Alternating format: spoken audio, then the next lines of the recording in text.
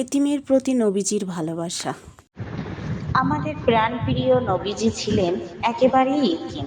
এতিম ছিলেন বলেই তিনি বুঝতেন এতিম ও অসহায়দের মনের কষ্ট, জীবনের কষ্ট, কাজের কষ্ট। তাদের সকল কষ্ট তিনি অনুভব করতেন একান্ত হৃদয় দিয়ে। ফলে তাদের সেসব কষ্টের তুষার দূর করার জন্য নবীজি সকল সময় থাকতেন ব্যাকুল। তাদের প্রতি ছিল তার বিশাল হৃদয়, আকাশের মতো, তার চেয়েও বিশাল। বিশাল ছিল তার মন ও ভালোবাসার দরিয়া। সেখান থেকে উঠে আসতো দরদের তুফান, মমতার ঢেউ। সেই ঢেউ আছড়ে পড়তো নবীর চারপাশে। সকলের হৃদয়ের দুপুর ঝাঁপিয়ে যেত নবীজির ভালোবাসার কোমল তুষারে। মানুষের প্রতি মানুষের ভালোবাসা সে তো এক মহৎ গুণ। মানুষকে ভালোবাসতেন নবীজি মন দিয়ে, প্রাণ দিয়ে, জীবন দিয়ে। কিন্তু এতিম, গরিব, দুস্থ এবং অসহায়দের প্রতি নবীজির ভালোবাসার মাত্রাটা ছিল অনেক অনেক গুণ বেশি, যার কোনো তুলনাই হয় না। সেই ভালোবাসার নজির তো রয়ে গেছে নবীজির জীবনে। তার জীবন ইতিহাস যেমন শিক্ষণীয় তেমন পালনীয়। ঈদ মানেই তো খুশি আর খুশি, আনন্দের ঢল। সবার জন্যই চাই ঈদের আনন্দ, সমান খুশি। কিন্তু চাইলেই কি সব হয়? কিছু ব্যতিক্রম তো থেকেই যায়।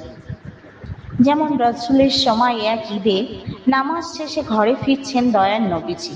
তিনি দেখলেন মাঠের এক কোণে বসে আছে, কাঁদছে তুলো তুলে এক কোমল শিশু। এই খুশির দিনেও কান্না! অবাক হলেন নবীজি। তার হৃদয়ের বেদনার ঢেউ আছড়ে পড়ল। নবীজি ছেলেটির কাছে গিয়ে কান্নার কারণ জিজ্ঞাসা করলেন। শিশুটি বলল, আমার আব্বা আম্মা নেই, কেউ আমাকে আদর করে না, কেউ আমাকে ভালোবাসে না, আমি কোথায় যাব? ছেলেটির কথা শুনে গুমড়ে কেঁদে উঠল নবীজির কোমল হৃদয়। জেগে উঠল তার মর্মবেদনা। তিনি পরম আদরে শিশুটিকে বাড়ি নিয়ে গেলেন। হযরত আয়েশাকে ডেকে বললেন, হে আয়েশা, ঈদের দিনে তোমার জন্য একটা উপহার নিয়ে এসেছি, এই নাও তোমার উপহার। ছেলেটিকে পেয়ে দারুণ খুশি হলেন হযরত আয়েশা। দেরি না করে মুহূর্তে তাকে গোসল করিয়ে জামা পরালেন। তারপর তাকে পেট ভরে খেতে দিলেন। নবীজি ছেলেটিকে বললেন, আজ থেকে আমরাই তোমার পিতামাতা, আমরাই তোমার অভিভাবক। নবীজির কথা শুনে ছেলেটির চোখে মুখে বয়ে গেল আনন্দের বন্যা।